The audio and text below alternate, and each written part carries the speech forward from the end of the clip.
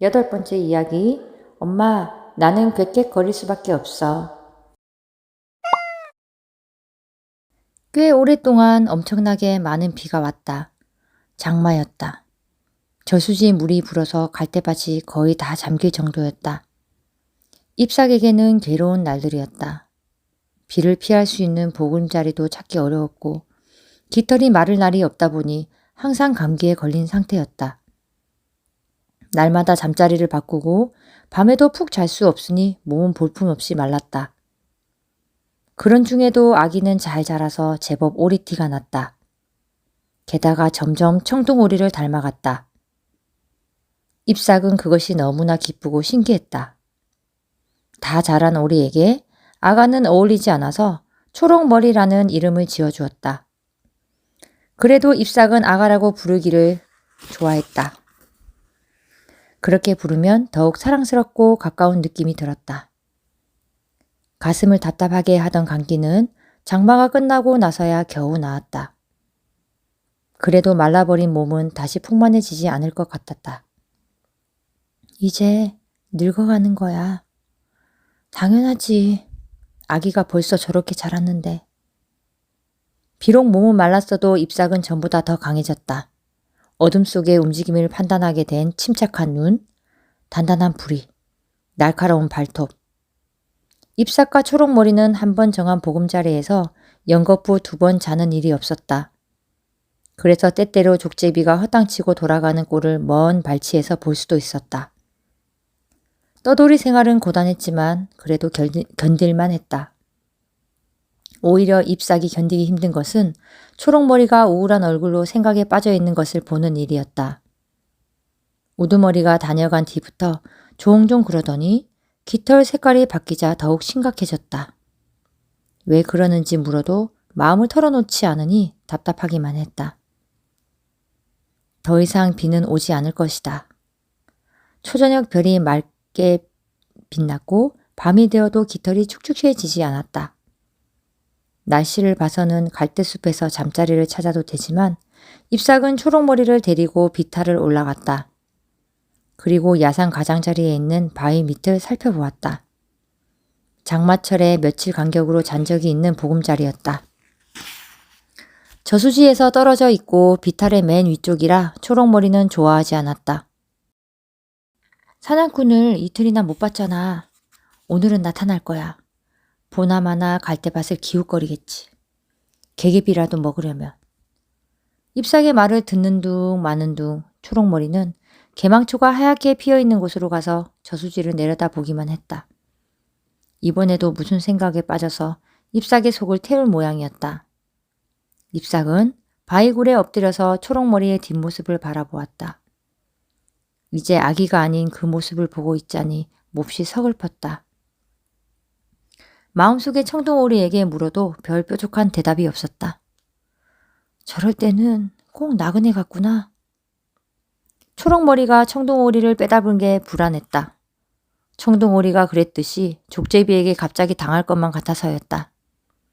저렇게 넋을 놓고 있을 때가 가장 위험한 순간이다.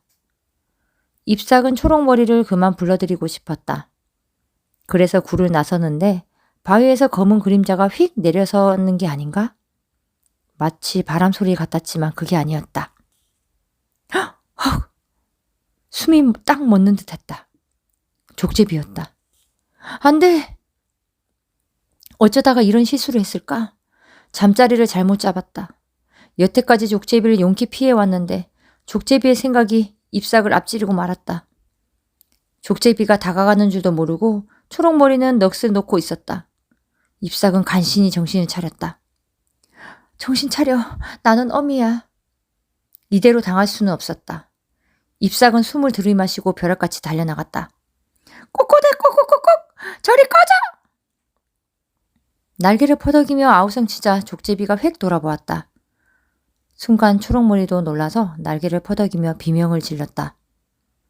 족제비는 당황했는지 잎삭과 초록머리를 번갈아 보았다. 전보다 훨씬 크고 날렵해 보였지만 잎삭은 물러설 수가 없었다. 겁먹은 초록머리는 계속 날개짓을 해댔다.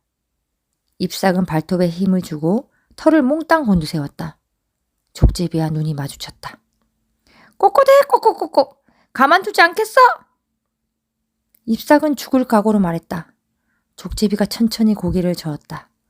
여전히 잎삭에게서 눈을 떼지 않은 채로. 방해하지 마! 소름 끼치는 말소리였다.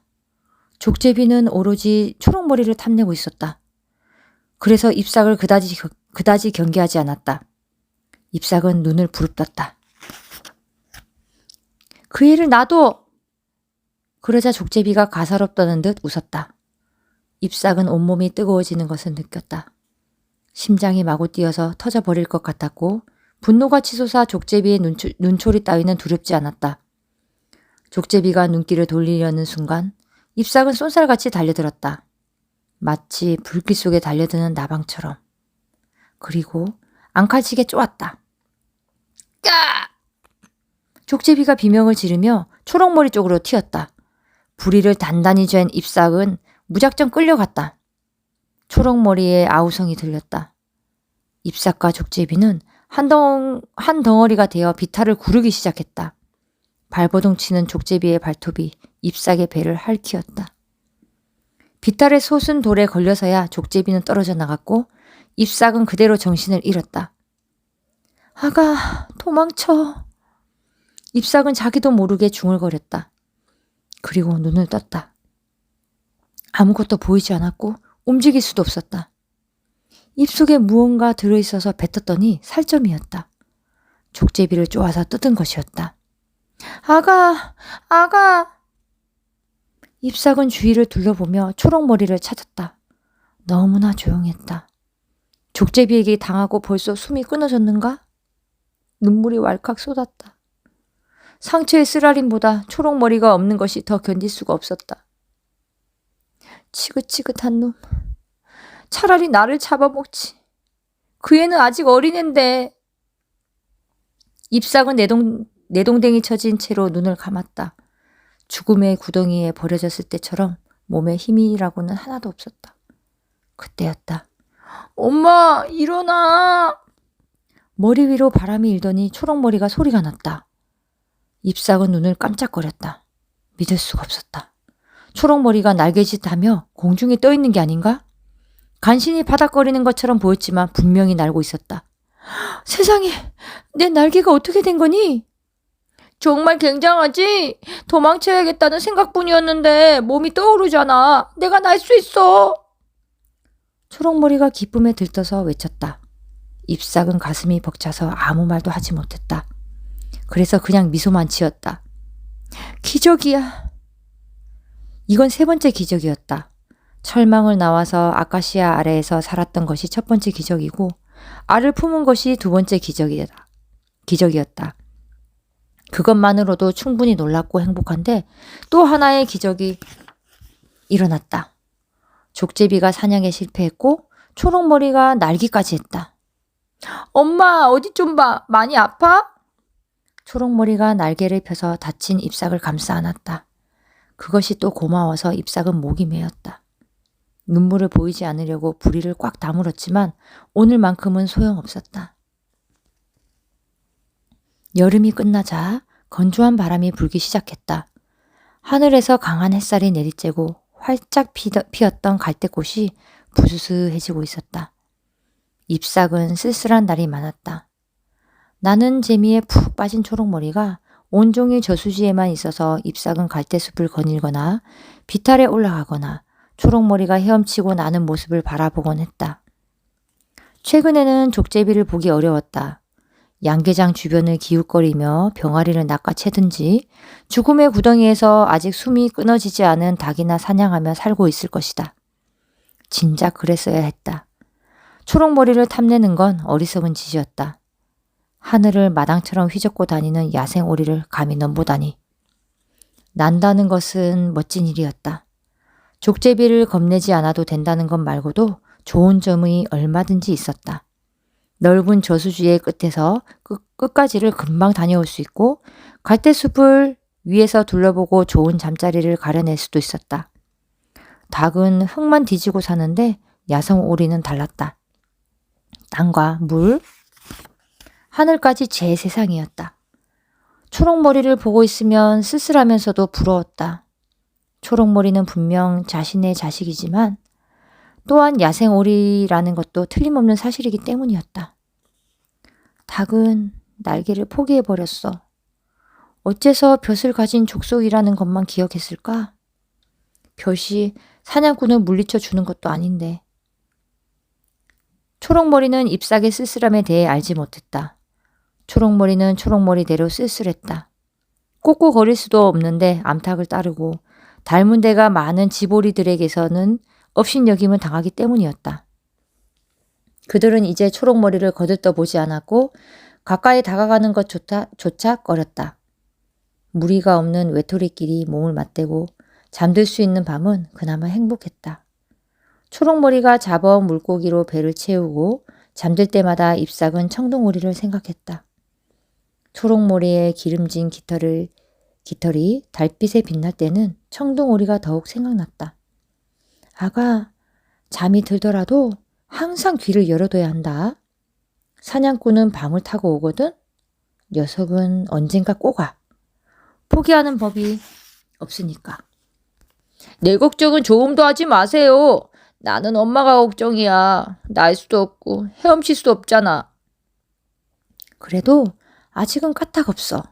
녀석은 나한테 흥미도 없을걸? 아마 즐겨서 입맛도 다 안 다실 거다. 후후. 잎삭은 웃었다. 초록머리가 걱정해 주는 게 뿌듯해서였다. 초록머리가 잠자코 있다가 어렵게 입을 뗐다. 엄마, 나 오랫동안 생각해 봤어요. 초록머리가 다시 한참 동안 입을 다물었다. 잎삭은 불안했다. 우리 마당으로 가는 게 어때요? 외톨이로 사는 게 싫어. 잎삭은 마음이 무거웠다. 초록머리가 그런 말을 하는 것은 처음이었다. 아마 꽤 오랫동안 괴로웠던 모양이다. 마당으로 가자고? 어차피 나는 오리인걸. 괭괭거릴 수밖에 없어. 그게 뭐 어떠니? 서로 다르게 생겼어도 사랑할 수 있어. 내가 너를 얼마나 사랑하는데. 잎삭은 오래전에 청둥오리가 했던 말을 들려주었다. 잎삭은 그 말을 이해했기 때문에 초록머리도 알아듣기를 바랬다. 그러나 초록머리는 고개를 저을 뿐이었다. 아니 엄마, 나는 모르겠어. 이러다가 지보리들이 끝내 받아주지 않을까봐 겁나. 나도 무리에 끼고 싶어. 초록머리가 훌쩍훌쩍 울었다. 잎삭은 어쩔 줄 몰라서 가만 등을 쓸어주기만 했다. 아가, 우리는 여태 잘 지냈잖아. 너는 영특해서 헤엄치고 나는 것도 혼자 터득했는데. 그렇게 말은 했지만 그것이 위로가 되지 않는다는 것을 잎삭도 알고 있었다. 어쩌면 그때 양계장 부부의 말을 듣고도 못 들은 척 한 것이 나았을지도 모른다. 초록머리가 날개 끝을 잘릴 망정 지보리로 살 수는 있었을 테니까. 우두머리가 서툴겠을 때 못 이기는 척 아기를 보냈더라면 좋았을걸. 엄마가 나를 사랑하는 건 알아. 그래도 우리는 서로 다르잖아. 다르게 생겼지. 그래도 나는 내가 있어서 기뻐. 누가 뭐라고 해도 너는 내 아기니까. 잎삭은 안타까운 마음에도 불구하고 초록머리는 떨어져 앉았다. 그리고 결심한 듯이 말했다. 엄마는 마당으로 가요. 나는 무리에 낄 테니까. 양계장으로. 잎삭은 가슴이 무너지는 것 같았다. 그렇다고 초록머리를 나무라고 싶은 마음은 없었다. 초록머리가 다른 족속이라는 사실을 깨달았던 것은 벌써 오래전. 수련잎을 겉없이 건너다니다가 빠져서 헤엄칠 때부터였으니까. 그래서 불안하고 가슴 한쪽이 쓸쓸했으니까. 아가, 나는 닭장에서 알만 낳아야 하는 암탉이었단다. 단 한 번도 내 알을 품어보지 못했어. 알을 품어서 병아리의 탄생을 보는 게 소원이었는데도 말이야. 알을 낳지 못하게 되자 닭장에서 끄집어내줬지. 그때 이미 죽을 목숨이었어. 하지만 너를 만났고 나는 비로소 엄마가 되었단다. 잎삭은 초록머리를 보며 조용히 말했다. 초록머리는 자는지 날개 쪽지에 머리를 묶고 움직이지 않았다. 물결 위에 달빛만 은은히 비치고 있었다. 얘야, 우리는 마당에 돌아갈 이유가 없단다. 나는 마당에서 필요 없는 안팎이고 너는 마당 식구들보다 훨씬 뛰어나기 때문이야. 잎삭은 초록머리 곁으로 가서 다시 등을 쓰다듬었다. 초록머리는 잎삭의 말을 다 듣고도 자는 척 눈을 뜨지 않았다. 날개를 다 편다고 해도 감싸 안을 수 없게 커버린 초록머리. 아기가 너무 일찍 자라버린 것 같았다. 사냥꾼조차 오지 않으니 내가 뭘 하겠어. 온다고 해도 문제없이 달아날 만큼 다 자랐는걸. 잎삭은 너무나 쓸쓸해서 밤새도록 뒤척이기만 했다. 도저히 잠이 오지 않았다. 하지만 새벽에 초록머리가 저수지로 떠날 때에는 고개도 들지 않았다. 오리떼에게 갈 거라는 말을 또 듣게 될까봐 불안해서였다. 잎삭은 비탈에 서서 초록머리가 집오리떼 곁에서 맴도는 모습을 지켜보았다. 그들은 초록머리에게 냉정했다. 소리를 질러대고 우두머리가 공격하기도 했다.